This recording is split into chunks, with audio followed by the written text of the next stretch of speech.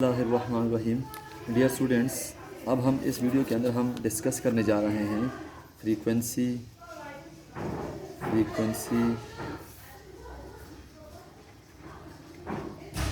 Distribution graphs. Frequency distribution graphs.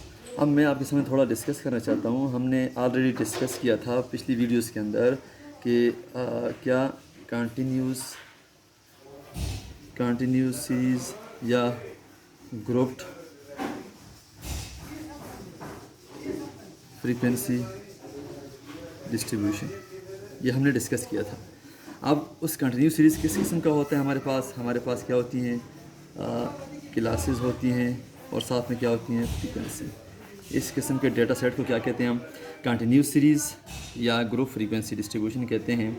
अब इस continuous series को या ग्रुप फ्रीक्वेंसी डिस्ट्रीब्यूशन को ग्राफ के ज़रिए रिप्रेजेंट करने के लिए सबसे जो इम्पॉर्टेंट और जो सबसे यूज़फुल मेथड है, यानी कि useful and important method to present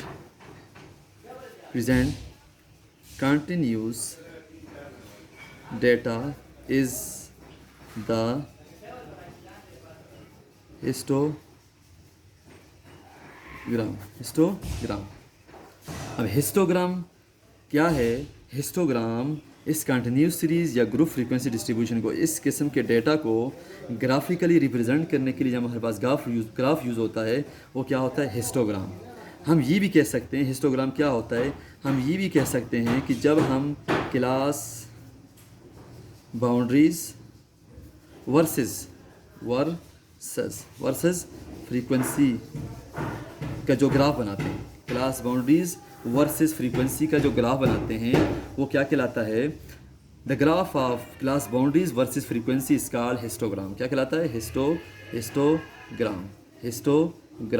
histogram is the frequency distribution graph to represent the continuous series, a group frequency distribution in a very important and useful presentation of data।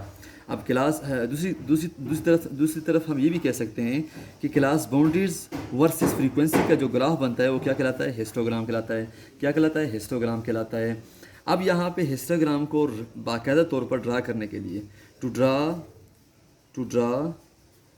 histogram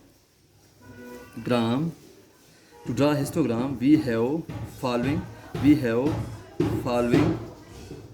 following steps to draw histogram.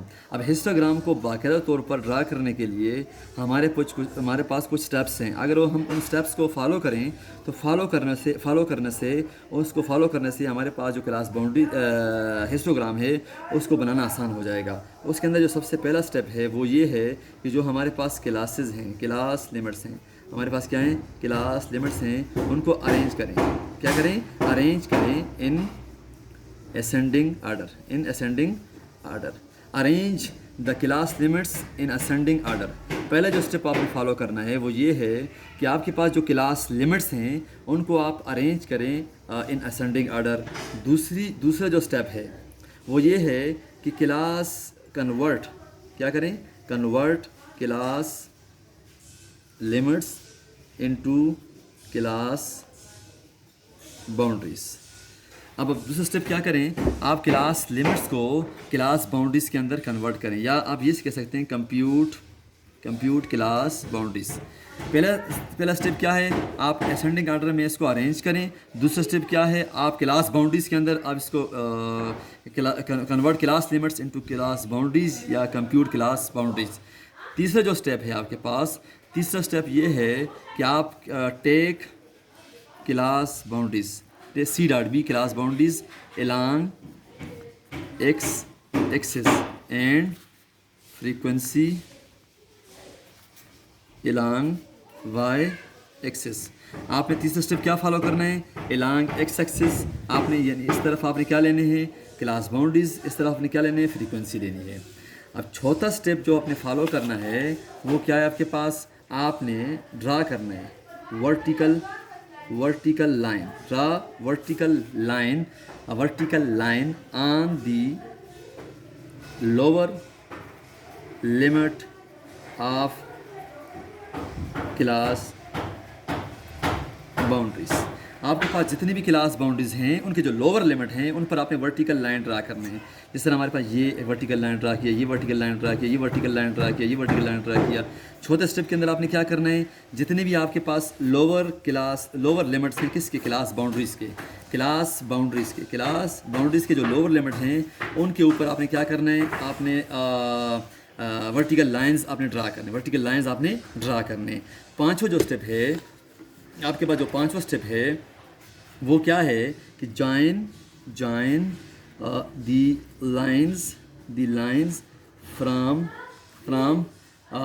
Left to right. जितनी भी lines हैं आपके पास, जो vertical lines आपने draw की होंगी, उन lines को आपने इस तरह आपने क्या करना है, आपस में इसको आपने एक दूसरे के साथ आपने लेफ़्ट टू राइट आपने क्या करना है, ज्वाइन करना है। ज्वाइन करने से आपके पास क्या बनेंगे, रेक्टेंगल्स बनेंगे। क्या बनेंगे, रेक्टेंगल्स बनेंगे जो हमारे पास रिक्वायर्ड क्या होगा, रिक्वायर्ड हिस्टोग्राम होगा। पहला स्टेप जो आपने फॉलो करना है वो आपने अरेंज करना है असेंडिंग ऑर्डर में क्लास लिमिट्स को। दूसरे स्टेप के अंदर आपने क्लास बाउंड्रीज कंप्यूट करनी है, कन्वर्ट करनी है क्लास लिमिट्स को क्लास बाउंड्रीज के अंदर। तीसरा जो स्टेप है, हाँ एक बात याद रखिएगा, अगर ऑलरेडी क्लास बाउंड्रीज गिवन है तो कन्वर्ट करने की ज़रूरत नहीं है। तीसरा जो स्टेप है, एलॉन्ग एक्स एक्सिस, इसके ऊपर आपने क्लास बाउंड्रीज लिखनी है और इसके ऊपर आपने क्या लिखना है, फ्रीक्वेंसी लिखनी है। चौथा जो स्टेप है, आपने वर्टिकल लाइन ड्रा करनी है किस पर, lower limit of class boundaries. जितनी भी क्लास बाउंड्रीज हैं उनके जो लोअर लिमिट हैं उसके ऊपर आपने क्या करें, आपने वर्टिकल लाइंस ड्रा करनी है। फिर उन लाइंस को आपने लेफ़्ट टू राइट ज्वाइन करना है। इनको ज्वाइन करने से आपके पास रेक्टेंगल्स बनेंगे, वही आपके पास हिस्टोग्राम होगा। क्या होगा, वही आपके पास क्या होगा, हिस्टोग्राम होगा। अब एग्जाम्पल से हम इसको समझते हैं। हमारे पास एग्जाम्पल है हमारे पास क्लासेस हैं, हमारे पास क्या है, क्लासेस, और साथ में क्या है, फ्रीक्वेंसी। क्लासेस क्या हैं, 20 से 24, 25 से 29, 30 से 34, 35 से 39, 40 से 44, 45 से 59, 45 से 49, 50 से 54 और आखिरी है 55 से 59। अब फ्रीक्वेंसी क्या होगी, आप इसकी फ्रीक्वेंसी भी आप अलग लिख लें। तो पहली क्लास है 20 से 24, फ्रीक्वेंसी 1 2 3 5 7 10 7 5 एंड इसकी क्या 3 है। These are the class limits and these are the frequencies. ये आखिरी क्लास के लिए जगह नहीं थी तो मैंने यहाँ पे लिख ली 55 से 59। आखिरी क्लास 55 से 59 और पहली क्लास 20 से 24। इसको किससे रिप्रेजेंट करना है, हिस्टोग्राम। इस डेटा को के लिए क्या बनाना है आपने, हिस्टोग्राम बनाना है। क्या बनाना है, हिस्टोग्राम बनाना है। उसी तरह आपने क्या करना है, आप तो ये हमारे पास क्लास लिमिट्स है ना, तो इसको आपने पहले अब यहाँ पे फिर दोबारा लिखता हूँ क्लासेस। क्या लिखता हूँ, क्लासेस लिखता हूँ। यहाँ पे क्या लिखता हूँ, फ्रीक्वेंसी लिखता हूँ और यहाँ पे लिखता हूँ क्लास बाउंड्रीज। अब पहली क्लास क्या है, 20 से 24, फिर 25 से 29, फिर 30 से 34, फिर 35 से 39, फिर 40 से 44, फिर 45 से 49, फिर 50 से 54, फिर 55 से 59। फ्रीक्वेंसीज के 1 3 5 7 10 7 5 3। अब यहाँ पे पहला स्टेप क्या होगा, इनको असेंडिंग ऑर्डर में, ऑलरेडी ये असेंडिंग ऑर्डर में है, छोटे से बड़े की तरफ हैं, ये तो इसकी ज़रूरत नहीं है अरेंज करने की। फिर ये हमारे फ्रीक्वेंसीज गिवन है। अब इसको दूसरा जो स्टेप था कि इसको कंप्यूट करें क्लास बाउंड्रीज। तो 25 में से 24 माइनस किया, 1 आया, 1 को 2 पे डिवाइड किया, 0.5। अब 0.5 को इन सब में से क्या कर दिया, माइनस कर दिया, इन सब में क्या कर दिया, जमा कर दिया, जिस तरह पहले हमने पढ़ा था। यहाँ पे बनेगा हमारे पास 19.5 से 24.5, 24.5 से 29.5, 29.5 से 34.5, 34.5 से 39.5, 39.5 से 44.5, 44.5 से 49.5, 49.5 से 54.5, 54.5 से 59.5। अभी क्लास बाउंड्रीज बन गई। तो अगला स्टेप क्या होगा कि हम क्या करेंगे, अगला स्टेप इस तरह होगा कि हम क्या करेंगे, हम ये करेंगे कि हम ये वर्टिकल लाइन ड्रा करेंगे और हॉरिजॉन्टल लाइन ड्रा करेंगे। ये वाई एक्सिस, ये एक्स एक्सिस पे क्या होंगी हमारे पास क्लास बाउंड्रीज होंगी, हमारे पास क्या होंगी क्लास बाउंड्रीज होंगी। इधर हमारे पास क्या होंगी, हमारे पास क्या होगी फ्रीक्वेंसी होगी। अब यहाँ पे हमारे पास क्या होगी, इधर क्लास बाउंड्रीज होंगी, इधर फ्रीक्वेंसी होगी, इधर क्लास बाउंड्रीज, इधर frequencies, class boundaries versus frequency. इधर हम लिखेंगे क्लास बाउंड्रीज, हम लिखेंगे 19.5, 24.5, 29.5, 34.5, 39.5, 44.5, 49.5। ठीक है, या यहाँ पे जगह नहीं है तो हम आगे बना लेते हैं, इसको बना लेते हैं कि हमारे पास क्या है कि हम यहाँ लिखते हैं कि हमारे पास ये और ये यहाँ पे क्या है हमारे पास along X axis class boundaries, Y axis frequency. अब यहाँ पे हमारे पास क्लास बाउंड्रीज में हमने क्या लेने, स्मॉल क्लास बाउंड्रीज दिखनी है, लोअर क्लास बाउंड्रीज। तो हमारे पास क्या है 19.5, 24.5, 29.5, 34.5, 39.5, 44.5, 49.5, 54.5। और यहाँ पे फ्रीक्वेंसीज़ में हमारे पास सबसे बड़ी वैल्यू क्या है, हमारे पास 10 है, और सबसे छोटी वैल्यू क्या है हमारे पास 1 है। तो हम एडजस्ट करते हैं 4 स्केल बनाते हैं 4, 8 एंड 12, 0 से 4, 4 से 8, 8 से 12। अब यहाँ पे सारी वैल्यूज़ एडजस्ट हो रही हैं, फ्रीक्वेंसी की सारी वैल्यूज़ एडजस्ट हो रही हैं। तो पहली जो लोअर क्लास बाउंड्री है, इसके सामने जो फ्रीक्वेंसी है हमारे पास, इसके सामने जो फ्रीक्वेंसी हमारे पास ऑलरेडी हमें पता है, इसके सामने हमारे पास फ्रीक्वेंसी जो ऑलरेडी हमें पता है वो कितनी है हमारे पास, यहाँ पे देखें हमारे पास क्लास बाउंड्रीज इस 19.5 की फ्रीक्वेंसी कितनी है 1, तो 1 तकरीबन यहाँ पे तो एक वर्टिकल लाइन लगाएं, A1 तक लगा लिया। अब 24.5 की कितनी है, 24.5 की है 3, अब 3 तक इसको लगाएं, 3 तकरीबन यहाँ पे आता है तो आप एक वर्टिकल लगाएं 3। 29.5 की कितनी है 5 तक लगाएं, थोड़ा सा इसको ऊपर कर दें, ये 5 वर्टिकल लाइन लगा ली।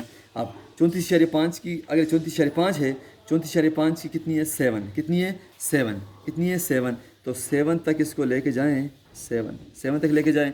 फिर 39.5 की 10 है तो यहाँ इसको 10 तक वर्टिकल लाइन लगाएं तकरीबन यहाँ तक। फिर 44.5 की 7, इसकी भी क्या है 7 है, 7।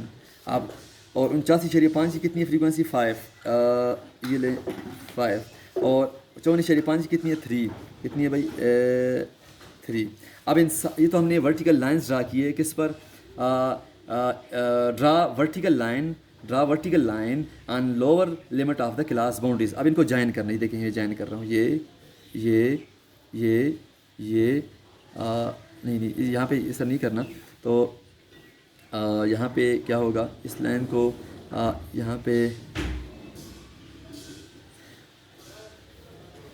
यहाँ पे इसको हाइट देंगे ज़रा, ये और ये आपके पास क्या बन गया, हिस्टोग्राम बन गया। क्या बन गया, हिस्टोग्राम बन गया। जितने भी हमारे पास वर्टिकल लाइंस थी इनको हमने आपस में ज्वाइन कर दिया, ज्वाइन करने के बाद हमारे पास रेक्टेंगल्स बन गए और सारे रेक्टेंगल आपस में टच हो रहे हैं। इसके अंदर आप कलर करें, क्या करें, कलर करें। कलर करने के बाद ये बहुत ज़्यादा अट्रैक्टिव हो जाएगा, इधर हमारे पास class boundaries, lower class boundaries, इधर हमारे पास फ्रीक्वेंसी, वर्टिकल लाइन, जितनी फ्रीक्वेंसी होगी उतनी वर्टिकल लाइन होगा, इतनी फ्रीक्वेंसी होगा।